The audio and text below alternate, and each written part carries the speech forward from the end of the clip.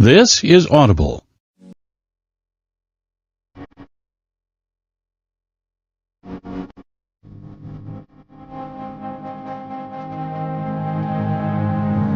Audible Studios presents The Martian. Written by Andy Weir. Performed by Will Wheaton.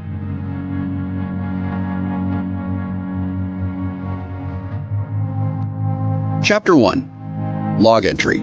Sol 6. I'm pretty much fucked. That's my considered opinion. Fucked. 6 days into what should be the greatest 2 months of my life, and it's turned into a nightmare. I don't even know who'll read this. I guess someone will find it eventually, maybe 100 years from now. For the record, I didn't die on Sol 6. Certainly the rest of the crew thought I did, and I can't blame them. Maybe there'll be a day of national mourning for me, and my Wikipedia page will say, Mark Watney is the only human being to have died on Mars. And it'll be right, probably. 'Cause I'll surely die here. Just not on Sol 6 when everyone thinks I did. Let's see. Where do I begin? The Ares program.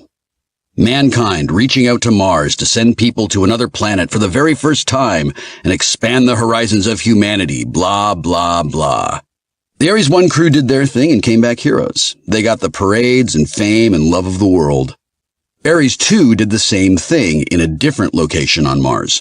They got a firm handshake and a hot cup of coffee when they got home. Ares 3. Well, that was my mission. Okay, not mine per se. Commander Lewis was in charge. I was just one of her crew. Actually, I was the very lowest ranked member of the crew. I would only be in command of the mission if I were the only remaining person. What do you know? I'm in command. I wonder if this log will be recovered before the rest of the crew die of old age. I presume they got back to Earth all right. Guys, if you're reading this, it wasn't your fault. You did what you had to do. In your position, I would have done the same thing. I don't blame you, and I'm glad you survived. I guess I should explain how Mars missions work for any layman who may be reading this. We got to Earth orbit the normal way through an ordinary ship to Hermes. All the Ares missions use Hermes to get to and from Mars. It's really big and cost a lot, so NASA built only one. Once we got to Hermes, 4 additional unmanned missions brought us fuel and supplies while we prepared for our trip. Once everything was a go, we set out for Mars, but not very fast. Gone are the days of heavy chemical fuel burns and trans-Mars injection orbits. Hermes is powered by ion engines. They throw argon out the back of the ship really fast to get a tiny amount of acceleration. The thing is, it doesn't take much reactant mass, so a little argon and a nuclear reactor to power things lets us accelerate constantly the whole way there.